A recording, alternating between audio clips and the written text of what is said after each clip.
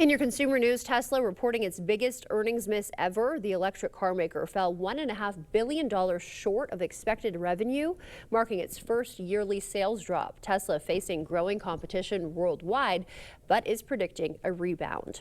And Starbucks is cutting about 30% of its drink and food menu. The new streamlined menu is expected to simplify ordering and speed up service.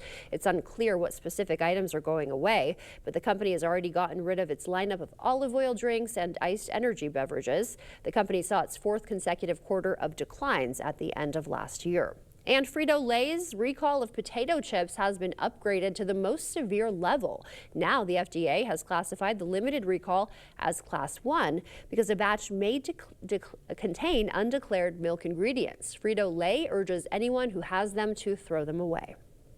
The Federal Reserve made its first interest rate announcement of the year and the first during the new Trump administration. Karen Caifa is in Washington with a look at what it means for borrowers.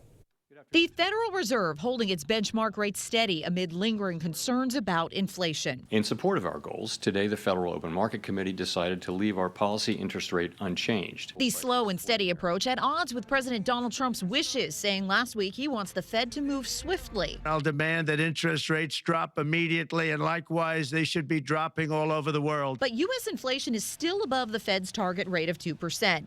With the labor market sturdy and consumers still spending, Greg McBride, chief financial analyst for Bankrate, says the independent Fed doesn't see economic urgency for lower rates. The economy, from a growth perspective, has continued to surprise to the upside. So there's nothing in the economy that's necessarily compelling the Fed to reduce interest rates or reduce them at a rapid clip. Amid talk of Trump's tariff proposals that could lead to higher prices and immigration policy reforms that could upend the labor market, McBride says the central bank will continue to make decisions driven by data, not speculation.